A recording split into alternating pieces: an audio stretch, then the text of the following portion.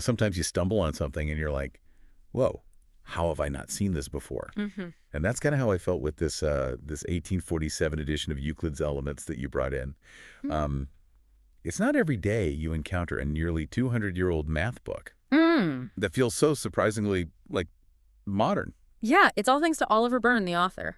He really took a subject that was often seen as like dry and intimidating, right, geometry, and he found a way to make it visually engaging, almost like a precursor to the infographics that we kind of rely on today. It's like he took a box of crayons to Euclid's Elements. Yeah, Instead of the usual letters to label triangles and diagrams, we get weight colors. precisely. Byrne believed that color wasn't just about aesthetics. It was about making geometry easier to understand and remember. Imagine trying to, like, decipher a complex proof with letters labeling every single point and line. I mean, it gets confusing. Yeah. So Byrne wanted to simplify that process, make those spatial relationships instantly clear. Okay, so color-coded geometry. I'm with you so far. Mm-hmm. But paint me a picture here. How does this actually work in practice? So let's take like a classic example, the Pythagorean theorem, the one that states in a right-angle triangle, the square of the hypotenuse is equal to the sum of the squares of the other two sides.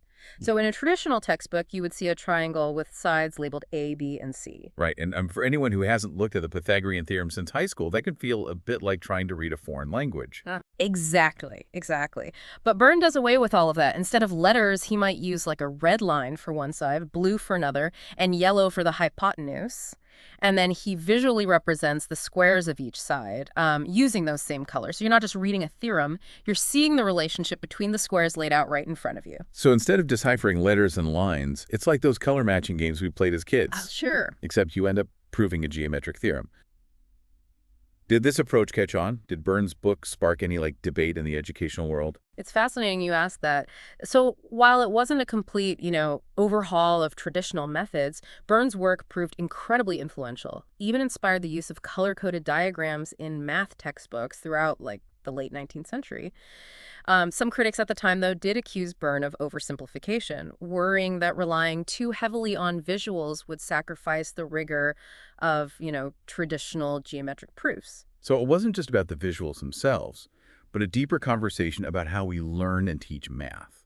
That tension between wanting to make information accessible while maintaining academic rigor, it's a debate that continues today, doesn't it? It absolutely does. And it kind of makes you wonder, if a visual approach like Byrne's could make geometry less intimidating, what about other subjects, that are traditionally taught in a very abstract way? Yeah, it's like you said earlier, Byrne's work feels like a precursor to the infographics we see everywhere today. I mean, we use visuals all the time to make complex information more digestible, whether it's data visualization, charts, or even just color coding and presentations. Exactly. Think about how much easier it is to grasp a concept in physics when you can actually visualize things like force vectors or wave propagation, or in history, how timelines and maps can help us make sense of chronology and, the relationships between different cultures. Yeah, it's almost like taking a dry textbook and turning it What? into an interactive museum exhibit. Suddenly, you're not just reading about history, you're experiencing it spatially and visually.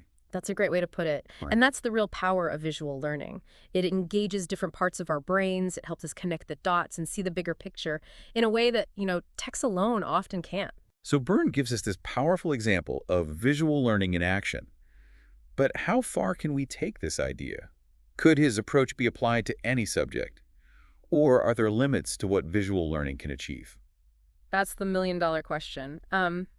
While visual aids can be incredibly powerful, it's important to acknowledge that not every subject lends itself easily to visual representation.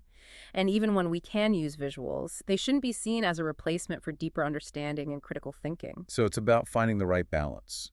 Using visuals strategically to make information more accessible and engaging, but without sacrificing the depth and complexity of the subject matter. Precisely. It's about using the right tool for the job. Just as a hammer is great for nails, but not so much for screws, visual learning is one tool in our learning toolkit. And we need to be mindful of when and how to use it effectively. This has really got me thinking about how we learn and absorb information. Byrne's book isn't just about math. It's an aesthetically beautiful object in its own right. I was looking at some of the images from this 1847 edition, and they're stunning. Intricate patterns and vibrant colors. It's like a blend of geometry and art. Absolutely. Byrne understood that aesthetics play a role in learning. He created something that was both informative and visually appealing, tapping into that innate human desire for beauty and order. And that's something we often forget in our pursuit of knowledge, that learning doesn't have to be like dry and tedious. It can be beautiful and inspiring. It makes you wonder, like, if we put more effort into presenting information in a way that was both engaging and visually stimulating, would people be more inclined to learn and explore new ideas? It's a fascinating thought experiment. Imagine textbooks as captivating as coffee table books, scientific papers as works of art, even the most mundane data reports infused with a touch of visual magic. And that might sound far-fetched, but I think there's a real value in making information more accessible and enjoyable to consume. I'm totally with you on that. It's about recognizing that learning is not a one-size-fits-all endeavor. What resonates with one person might not work for another. Some people thrive on abstract concepts, while others need to see and experience things to truly grasp them. Yeah, it's like the difference between learning music theory and actually playing an instrument. Both are valuable, but they engage different parts of the brain and appeal to different learning styles. Totally. And it's like, just like there are different musical instruments and genres, there are different approaches to learning, right? It's Yeah. about finding what resonates with you, what makes the information, like, click. Exactly, and that's something that Byrne's work highlights beautifully. He challenges us to, rethink our assumptions about how information should be presented. Who says math has to be confined to, dry textbooks and monochrome diagrams? He reminds us that learning can be a multi-sensory experience, incorporating visual elements, even beauty, to enhance understanding. It's like he took Euclid's Elements, a text often seen as the epitome of abstract reasoning, and made it come alive through color and design. Precisely. And in doing so, he opened up a world of possibilities for how we approach learning and teaching. It's a legacy that continues to inspire today as we explore new ways to make information more engaging and accessible in our increasingly visual world. This deep dive has been a real eye-opener. You've given us a lot to consider about the power of visual learning, the importance of finding different approaches to engage with information, and the role that aesthetics can play in the learning process. And perhaps, most importantly, the reminder that learning should be a joyful and enriching experience. When we find ways to make information engaging and personally relevant, we unlock a deeper level of understanding and a lifelong love of learning. So for anyone listening, maybe this inspires you to revisit a subject you found challenging in the past, or to explore a new topic through a different lens. Who knows? You might just discover a hidden passion or talent you never knew you had. After all, as Oliver Byrne's colorful journey through geometry beautifully demonstrates, there's always beauty and wonder to be found in the pursuit of knowledge.